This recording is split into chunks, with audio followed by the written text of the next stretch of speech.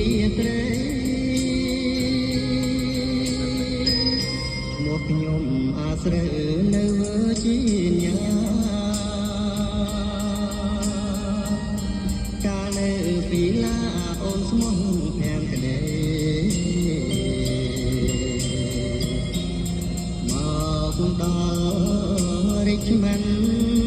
ក្បន់ក៏ក្បន់ក្ដីបណ្ដាប្រថ្មីគ្មានក្ដីរៀនខ្មាស់ក្លិនក្រផ្សាយតែបាញ់ច្រាំចោលកាកៃចុងស្រលប្រែប្រួលមិនទៀងបណ្ដាប្រងថ្មីម្ញែកញ៉ងកាចរៀងបៀមពឹងព្រោះជាមកាមានសំខ្លារិចមិនសេរីខ្ញុំលៀនហើយហែលឲ្យផំត្រាយសមុទ្រតុងខាកាត់ចិត្តកាត់ឡាផ្ញើសាច់នឹងខ្លា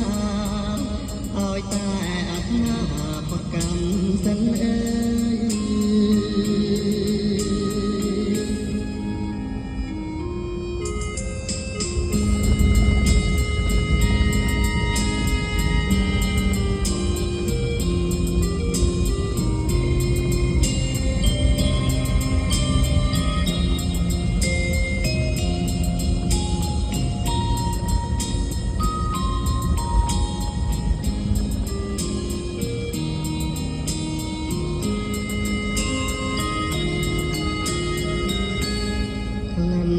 ក្រ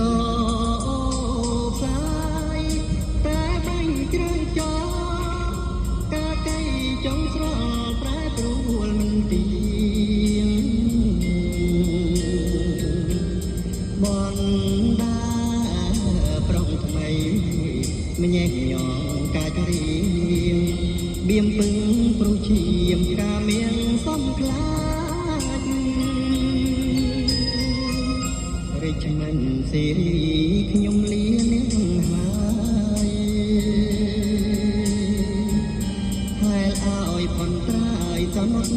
តុងខាកាត់ចិត្ត